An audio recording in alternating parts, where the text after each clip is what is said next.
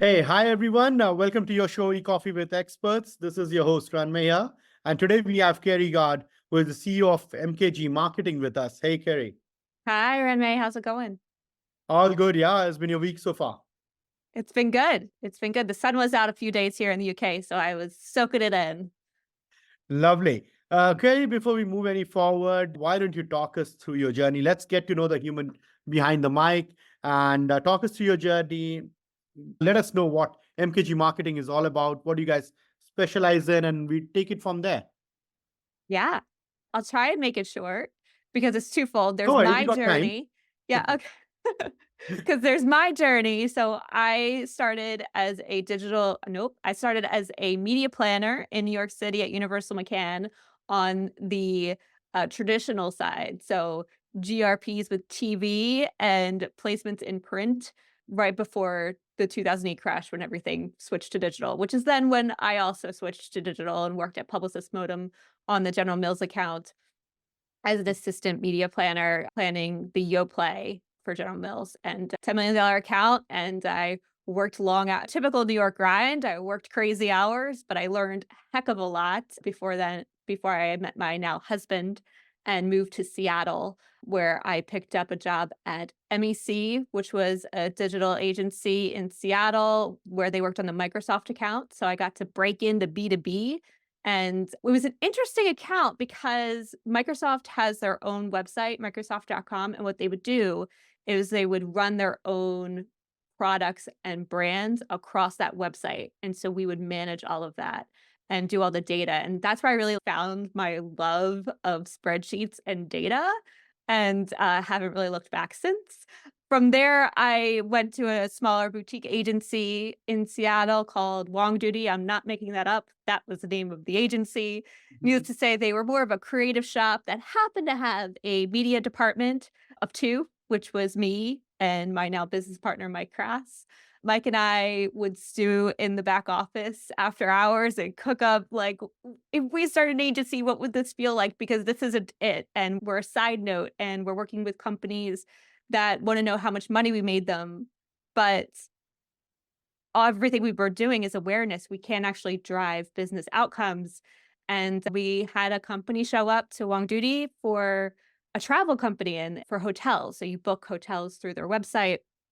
And we're like, oh my gosh, we could actually like measure revenue. This is amazing. And the agency turned it down because it was small peanuts to them. And Mike and I were like, not small peanuts to us. Let's go. And we asked if we could pitch it. They said yes. And we were basically off and running. We didn't end up winning that business, but we had to get everything up. And we had an idea of what we wanted to do, which was really work with companies where we could run media, run digital advertising, and actually measure if we made them money. That is still true today. We've pivoted a whole bunch from the traditional digital media planning of RFPing direct websites or working with DSPs, and now we're more into the down the funnel PPC side as well as the SEO, and using those two to really make sure that we reach the right audience. And what's interesting about what our journey is, we ended up landing right out of the gate the box.com account, and what it really broke us into that tech B2B space, and we just haven't looked back. And then even it's always an evolution, this, right? As an agency, start high Yeah. level, anything for money. MKG's had 3 lives. The first live is anything for money. And then as we started making wonderful relationships with our clients and they started moving around, it became clear that we ended up specializing naturally in certain areas. And those 2 areas ended up being cybersecurity and SaaS. And it's been really interesting because this isn't your typical B2B clients, because they're marketing to really tough audiences in the practitioner side or CISO side, where they don't want anything really to do. Marketing and sales is a necessary evil in their eyes. And so it's like, how do you build that trust in the marketing and sales to really bring those people in to say, we actually want to help you do your job better. And we're not here to use fear, uncertainty, and doubt. We really want to make sure that we're the right product for you or not, and using that messaging and showing up where they are and being there when they're ready to talk rather than cold calling and bothering them, essentially. So it's this really wonderful audience, and it's a really wonderful group who have this they really want to make a difference in the world. So it's really nice to work on products that are trying to make a change and to support them and to feel that fire. So that's where we are. That's what we do. And it's been a wild ride. I love it. Lovely, quite a journey, yeah? Great. Query, do you feel cold calling in the B2B space has really died, or what is your take on it? From a cold outreach standpoint for emails and phone, I believe that it is dying off, if not already dead. The audience has been really clear in my eyes. If you listen to people who've done the research, like Danny Wolf, or you listen to sales practitioners and their numbers, it's not there. And on top of that, you're working with an audience that isn't endless. So you're burning bridges. It's not a numbers game anymore. You can't just call as many people as you want as humanly possible and hope that you get to that 1%. It's not that big of an audience, especially when you're talking about an industry like cyber. So you have to be really intentional with your outreach. Marketing has to pull their weight in surrounding the audience, getting them the information they need, nurturing them through the funnel, and letting the audience make the decision of when they're ready to talk to sales. And I think that's a better use of sales as time. They get to Yeah. cultivate relationships with people who are more interested in really learning about the product and it being helpful. I think it's better from a human connection standpoint, from a number standpoint, and from an ultimate revenue bottom of the funnel standpoint. Yeah. Yeah, that is what I feel as well. Your sales should not be introducing your product or service or your company to your prospect. They should be knowing about it beforehand, informed about why the meeting is being scheduled and why are you guys meeting, right? So Yeah. before you do that, versus sales guy walking in, doing the presentation, making the company understand what they do and all that stuff. Quite a valid point there. Talking about agency ownership, Kerry, you have been in the spot for quite some time now, right? So Wow. give us the challenges of running your own agency. How difficult was it initially when you started out, right? And to keep the lights on as an agency, we take all sort of businesses initially. Talk us through your journey as an agency owner, how difficult it has been. I would not say how difficult or easy because I know it is not easy. How difficult it has been so far. I don't think it's been I think there's been moments of difficulty, but overall, I relish the challenge. It has definitely been a challenge. Or in the early Right. days when it was just Mike and I, it wasn't the hardest part of being a business owner is knowing when to stop. I still don't know that learned that lesson even to this day, but it's ultimately like that work-life balance of not checking your emails at 10 o'clock at night before bed and really making sure that you put work down for a minute and walk away. So I think that was like for us initially when we got up and running, it was not being on the clock all the time.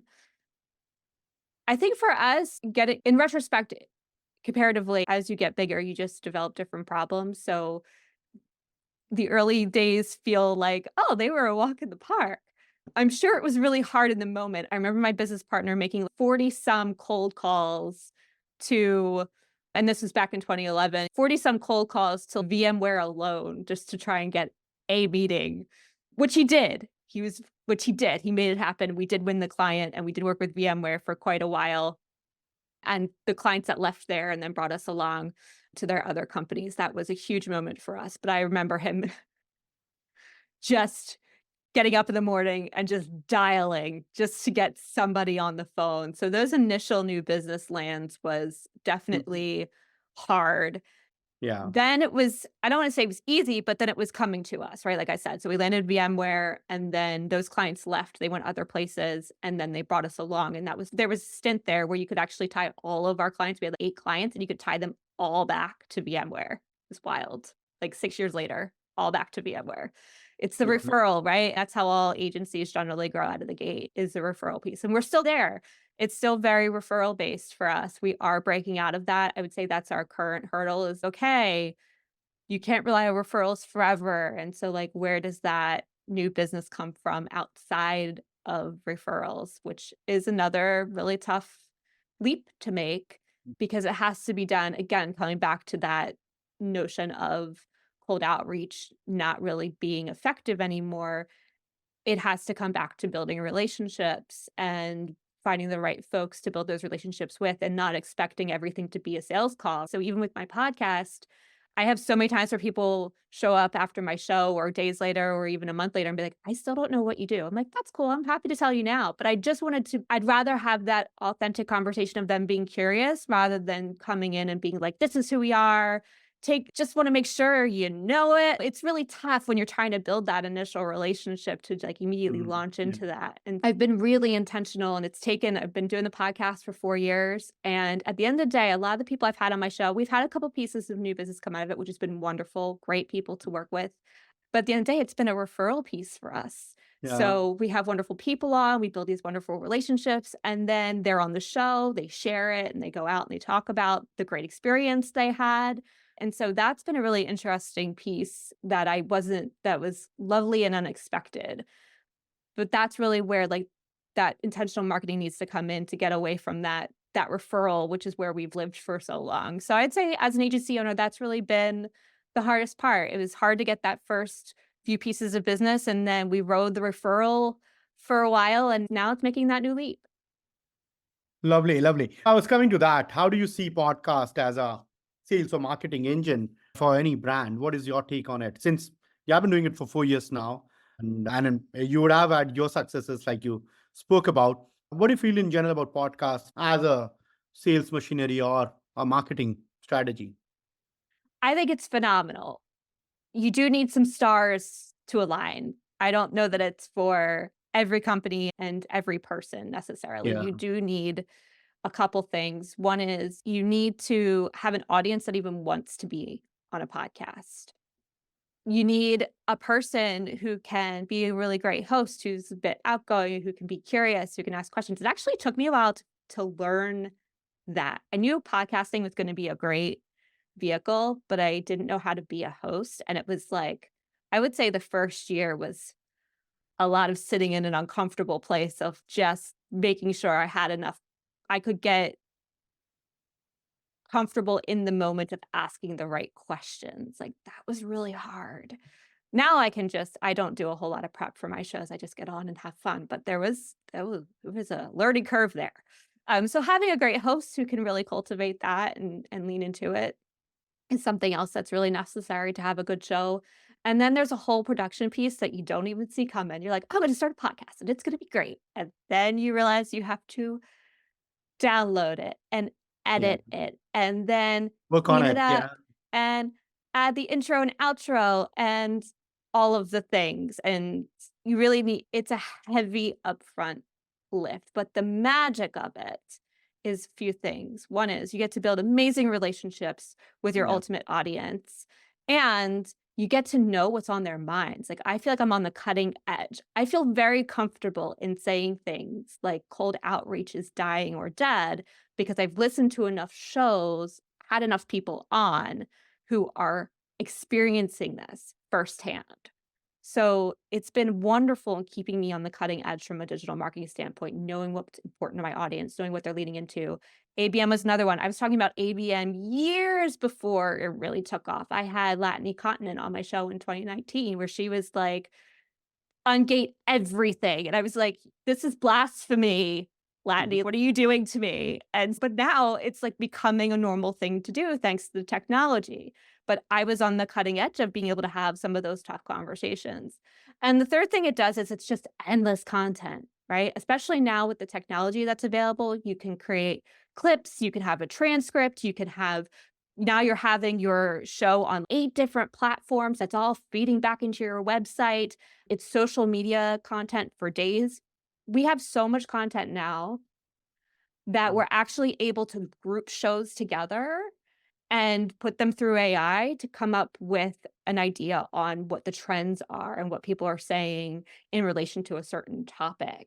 And so it's when you can really like stick with it, it just has endless possibilities. But standing it up, it's a lift. Sticking with it is a commitment. Absolutely. Absolutely. Great, Kerry, because this is a burning question in terms of how podcasts can benefit out of it. And I see a lot of business owners trying to do that, right? But like you mentioned, you got to understand your niche, the space that you are in, what sort of guests you want to invite on your show so that it kind of end of the day provides value to the space, to Absolutely. the audiences that you're catering to. And then you can think of the next steps, right? So it makes a That's lot of right. sense there. Great. You're given the competitive nature of the space that you are in, the tech space, right? How do you approach developing a strategy that kind of works and is successful? Because I would like to believe, I know that for the, as a matter of fact, that the space that you are in, you got a lot of competition, a lot of agencies who are really good at what they do. Very So good. they would have their clients fighting for the top charts there. So how do you fight off that competition to ensure your clients are staying ahead of the curve? For us, that's then the beauty of being niche, right? So there isn't a lot of competition in the cybersecurity space. There's a lot of agencies that do cybersecurity, but they also do a lot of other things.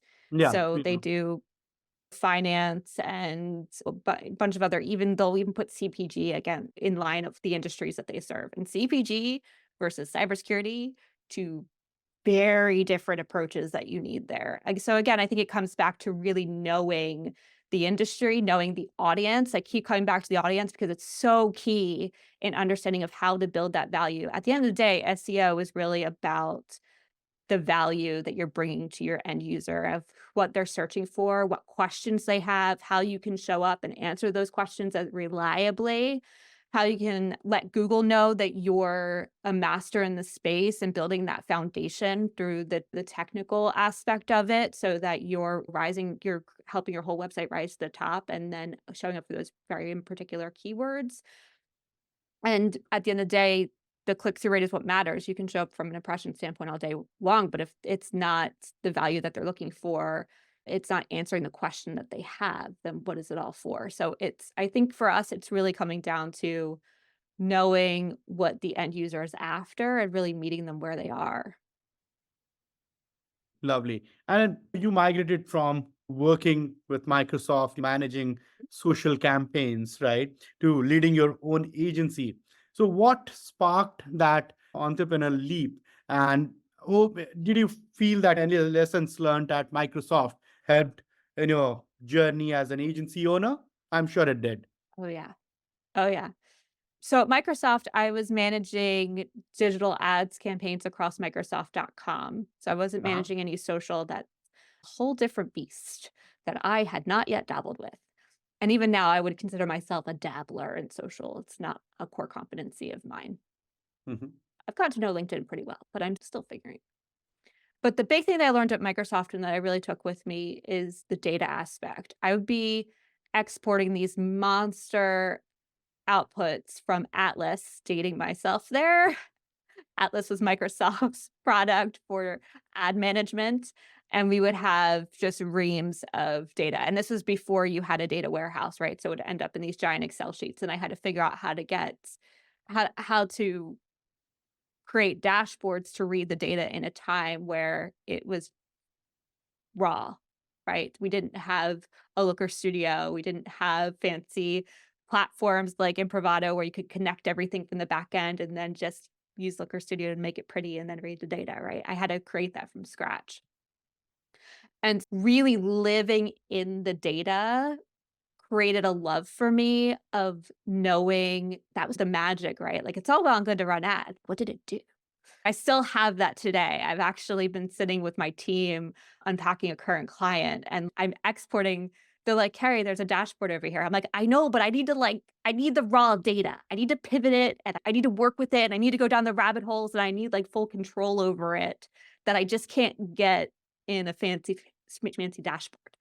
And so I really think that having that core competency and building MKG from a place of business outcomes and measurable media, that was our tagline for the longest time, measurable media, is what set us apart for a very long time. And even to this day, I think leaning in as an agency owner, as a business owner, being able to speak to my clients in that capacity of knowing that they have leadership that they have to answer to and how much revenue that they're driving. I understand that to my core, not both as an agency owner, as a business owner, and having lived in data for most of my career.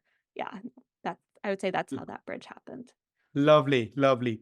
Great, Kerry. But yeah, I would like you to give us top three tips or some advices to our listeners today, who are trying to make a mark in the digital marketing space, or let's say, trying to, start their entrepreneurial journey or trying to, start their own agency. So yeah, since you have been there, you migrated from a typical corporate setup to starting your own agency, doing really good nowadays. So, what as an advice would mean a lot. So give us those tips that might have been helpful for you. As an agency owner, understand as early, as soon as humanly possible, what finance is, Okay.